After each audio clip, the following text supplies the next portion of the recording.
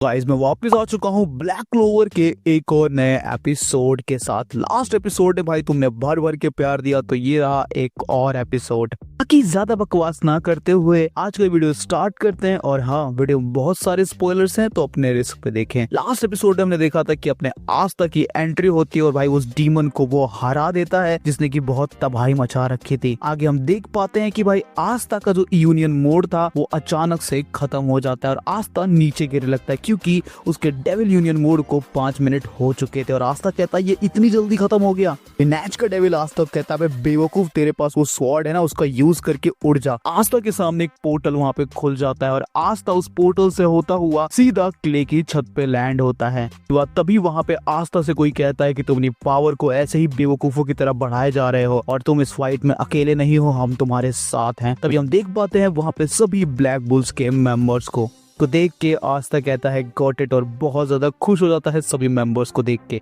यहाँ पे हमें दिखाया जाता है कि भाई साहब डेविल्स की एक बहुत बड़ी आर्मी सिटीजन्स के ऊपर हमला कर रही थी और सिटीजन्स भी बहुत ज्यादा डर चुके थे इस हमले से। तभी वहाँ पे स्पेड किंगडम के जो रेजिस्टेंस मेंबर थे वो आ जाते हैं और उन डेविल्स को रोकने लगते हैं। यहाँ पे भी दिखाया जाता है कि सैली भी अपने स्टिकी सैलेमेंडर का यूज करके कुछ लोगों को वहाँ से रेस्क्यू करके ले जा रही थी। सभी लोगों को वो मकूसा का जो स्नो का सेफ हाउस था वहाँ पे जाके रख देती है। जैसे वो सभी सिटीजन्स वहाँ पे पहुंच जाते हैं, मकूजा अपने मैजिक का यूज करके उसे क्लोज कर देता है। मकूजा का मैजिक का यूज करके सभी सिटीजन्स को यहाँ पे स्नो सेफ हाउस में ले जाएंगे और वॉल्टोस का जो स्पेस मैजिक है उसका यूज करके सभी सिटीजन्स को वहां से बाहर निकाल देंगे ताकि वो डेविल्स की पहुंच से दूर हो सके। के बाद हमें सैकी दिखाया जाता है जो कि भाई स्माइल देके बोल रहा था अगर वो डीवल मेरे सामने आ गए तो मैं सबको खत्म कर दूंगा, लेकिन अंदर ही अंदर उसकी फटे जा रही थी। लेकिन तभी काफी सारे डीमंस वहां पे इकट्ठा हो जाते हैं और वो डेविल्स अटैक कर देते हैं रेजिस्टेंट मेंबर्स के ऊपर। तभी कोई एक खतरनाक आग का हमला करता है उन सभी डेविल्स के ऊपर।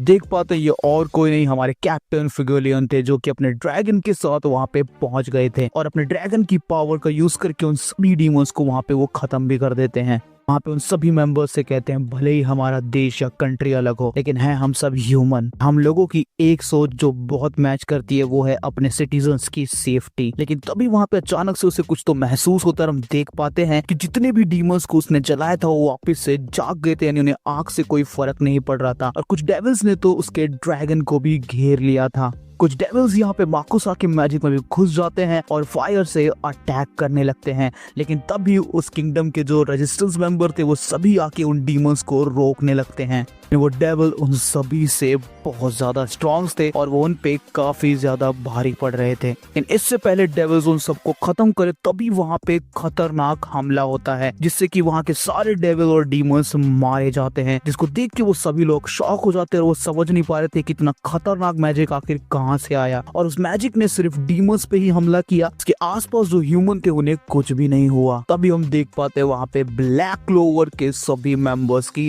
एंट्री होती है। सीन शिफ्ट होता है और हम पास्ट का एक सीन देख पाते हैं जहाँ पे हमें एक ड्राइड दिखाई जाती है। वो ड्राइड बोलती है कि मैं यहाँ पे फ्यूचर भी प्रेडिक्ट कर सकती हूँ और फ्यूचर देख भी सकती हूँ। ये सभी पावर्स मुझे मिली हुई हैं और मुझे पता था कि तुम सब लोग यहाँ पे मुझसे मिलने के लिए आने वाले हो। और मैं ये भी जानती हूँ कि यहाँ पे अंडरवर्ल्ड का डोर ओपन हो चुका है जहाँ से काफी पावरफुल डीमंस और डेविल्स बाहर आ चुके हैं और वो बहुत जल्दी यहाँ पे एलाइस लैंड पे भी हमला कर देंगे। फिर लिच उन सबको रिप्लाई करता है कि मैं तुम्हें एक ऐसी टेक्निक सिखाने वाला हूँ जिससे कि तुम सबकी पावर बहुत ज्यादा एनहांस हो जाएगी। का नाम होगा अल्टीमेट मैजिक। तुम सबके अंदर वो अल्टीमेट मैजिक अलग अलग तरीके से जागेगा और तुम्हारी पावर्स को भी एक अल्टीमेट लेवल पे ले जाएगा। साथ ही में ये पूरा का पूरा मैजिक तुम्हारे पूरे मैजिक को कंटेन करता है और तुम सबके लिए एक अलग स्पेल और एक अलग पावर लेके आता है। बाद वापस से हम प्रेजेंट में आ जाते हैं और हम देख पाते हैं वो सभी लिच के द्वारा सिखाए गए मैजिक यानी अपने अल्टीमेट मैजिक का यहाँ पे यूज करते हैं और अपनी ट्रू पावर पे आ जाते हैं।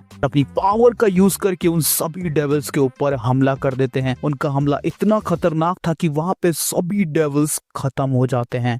यहाँ पे नोएल दिखाई जाती है जो कि गुस्से में कहती है वेट फॉर मी वेनिसा। अभी हमें अंडरवर्ल्ड का डोर दिखाया जाता है जहाँ से 2 और डीमन निकल के आ रहे थे, लेकिन तभी कोई उन पे हमला करके उनको तुरंत ही वहां पे खत्म कर देता है। वो भी देख के ये हैरान थे कि आखिर ये किसने किया। तभी वहां से हम देख पाते हैं वहां से काफी सारे डेविल्स बाहर निकलते हैं, सभी के सभी मिड रैंक डेविल थे। तभी उसमें से एक डेविल बोलता है, बाहर इतना डिलीशियस माना को पीने का मेरा इतना मन था और इस गेम को खेलने में मजा आएगा, और जब हमारे सामने इतने पावरफुल ह्यूमन हैं जिनका माना भी स्ट्रॉन्ग है तो हमें बहुत ज्यादा मजा आने वाला है। पास को एक ग्लिम दिखाया जाता है जहाँ पे वो ड्राइट बता रही होती है कि लो लेवल डीमंस पे अगर तुम अपने पूरे माना का यूज करके हमला कर देते हो तो उनको हराना आसान होता है और तुम उनको इजिली काट भी सकते हो, लेकिन जो मिड रैंक डेविल्स होते हैं वो बहुत ज्यादा स्ट्रॉन्ग होते हैं और उनको इतना इजी नहीं होता है इस मैजिक से हराना। फिर लक हमें दिखाया जाता है जो कि क्रीपी स्माइल लेके बोलता है, तो चलो फिर अब मौका है मेरी पावर्स को टेस्ट करने का, तो देखते हैं कि ये खिलौने कितनी देर टिक पाते हैं।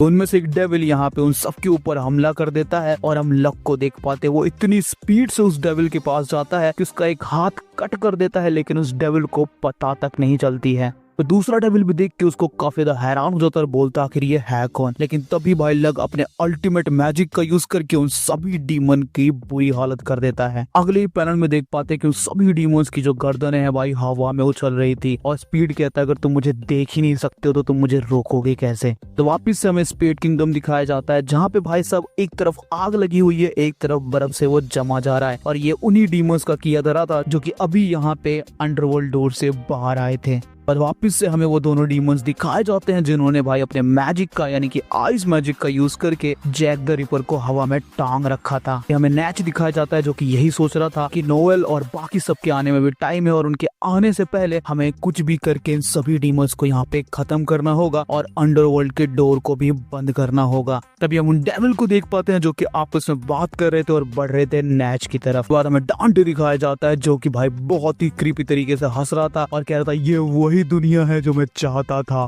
देख के वो डीमंस कहते हैं अरे वाह इसका माना ही बहुत डिलीशियस है, लेकिन तभी उन्हें याद आता है कि ये तो लूसीफेरो का खिलौना है, हम इसे कुछ नहीं कर सकते।